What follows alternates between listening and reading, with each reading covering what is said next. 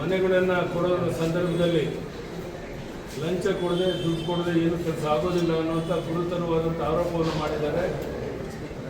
ಮತ್ತು ಮುಖ್ಯಮಂತ್ರಿಗಳನ್ನ ಕರೆದ್ರೆ ಅವ್ರ ಮುಂದೆಯೂ ಸಹ ನನಗೆ ವಾಸ್ತವಿಕ ಸ್ಥಿತಿಯನ್ನು ತಿಳಿಸ್ತೇನೆ ಅಂತ ಹೇಳಿದ್ದಾರೆ.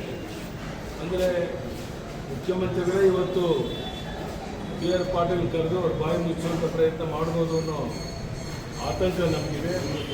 ಅದಕ್ಕಿಂತ ಮುಖ್ಯವಾಗಿ ಮೋಹನ್ ದಾಸ್ ಪೈ ಅಂತ ಹಿರಿಯರ ಬಗ್ಗೆ ಬೇರೆ ಬೇರೆ ಸುಳ್ಳು ಕಾರಣಗಳನ್ನು ಹೇಳಿ ಅವ್ರ ಮೇಲೆ FIR ಹಾಕುವಂಥ ಧೈರ್ಯ ಇವರು ಮಾಡ್ತಾ ಇದ್ದಾರೆ ಅಂತ ಹೇಳಿದ್ರೆ, ಅಂದರೆ ರಾಜ್ಯದ ಯಾವುದೇ ಹಿರಿಯ ಮುಖಂಡರುಗಳು ರಾಜಕೀಯದಿಂದ ದೂರ ಇರುವಂಥವರು ಸಹ ಈ ಸರ್ಕಾರದ ವಿರುದ್ಧ ಮಾತನಾಡೋಕ್ಕೆ ಆಗೋಲ್ಲ ಅನ್ನುವಂಥ ಒಂದು ಭಯ ಹುಟ್ಟಿಸುವಂಥ ಒಂದು ರೀತಿ ತುರ್ತು ಪರಿಸ್ಥಿತಿ ಸಂದರ್ಭದಲ್ಲಿ ಯಾವ ರೀತಿ ವಾತಾವರಣ ಇತ್ತು ಆ ಸ್ಥಿತಿಯನ್ನು ತರುವಂಥ ಪ್ರಯತ್ನ ಈ ಸರ್ಕಾರ ಮಾಡ್ತಾ ಇದೆ, ಈ ಮುಖ್ಯಮಂತ್ರಿಗಳು ಮಾಡ್ತಾ ಇದ್ದಾರೆ.